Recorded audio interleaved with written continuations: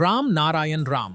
இன்று காலத்தில் மதத்தைச் சுற்றி மக்கள் மனதில் பெரும் குழப்பமும் பயமும் இருக்கின்றன. மதம் பற்றிய பேச்சுக்களால் மக்கள் பயப்படச் செய்யப்படுகிறார்கள்.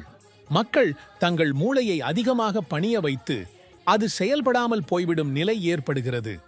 அந்த மூளையை எவ்வாறு திறக்கலாம்? இந்த மத பயம் எங்கு தொடங்குகிறது என்றால் அது நம் வீட்டிலிருந்தே துவங்குகிறது.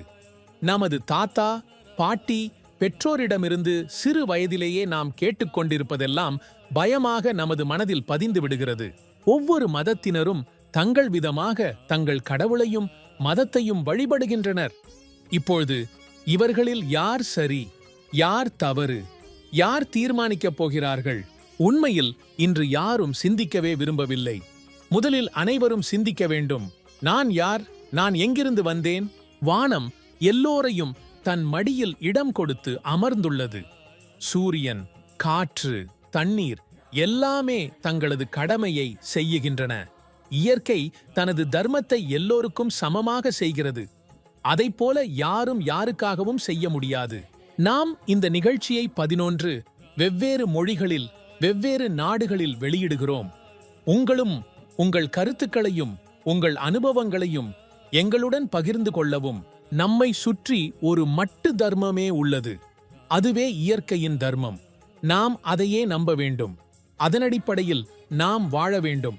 இயற்கையே நமக்கு வாழ்க்கையை வழங்கியுள்ளது, எல்லாவற்றையும் வழங்கியுள்ளது. நம்முள் உள்ள அடிப்படை விவேகம் பேசும் சத்தத்தை நாம் கேட்க வேண்டும். அதை நம்ப வேண்டும். அந்த விவேகம் நம்முள் இருக்கும் அந்தராத்மாவில் நம்முடன் உள்ளது. அது நமக்கு வாழ்க்கையை எப்படி வாழ வேண்டும் என்று சரியான திசையினை காட்டுகிறது. நாம் அந்த விவேகத்தின் சத்தத்தை கேட்கவில்லை என்றால் மோக்ஷம், விமோச்சனம் எப்போதும் நமக்கு கிடைக்காது. ஒவ்வொரு மனிதருடைய உடலிலும் 50,000 கோடி ஆன்மாக்கள் குடியிருக்கின்றன. நாம் அனைவரும் தினமும் 2 அல்லது 3 முறை நிறைவாக உணவு சாப்பிடுகிறோம். அதனால் திருப்தி ஏற்படுகிறது. ஆனால் நீங்கள் ஒருபோதும் யோசித்தீர்களா? நம்முள் இருக்கும் அந்த 50,000 கோடி ஆன்மாக்கள் என்ன சாப்பிடுகின்றன? அவைகளுக்கு உணவு கிடைக்கவில்லை என்றால் அவை உள்ளே மெதுவாக அழிகின்றன. அதன் முடிவில் என்ன நடக்கும்? நம்முள் உள்ள அந்த ஆன்மாக்களின் சக்தி நிலையெல்லாம் அழிந்துவிடும். நாமும் மெதுவாக பலவீனமடைவோம். நம்முடைய மூளை செயல் இழக்கும். ஒரு விதத்தில் நம் பிறவி முழுவதும் வீணாகிவிடும். அதனால் ஒவ்வொருவரும் ஜபம், தபசு மற்றும் தியானம், மெடிடேஷன் செய்ய வேண்டும்.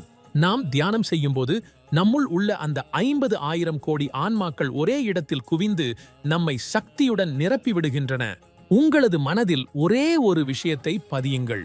எந்த சூழ்நிலையிலும் நாம் தியானம் செய்ய வேண்டும்.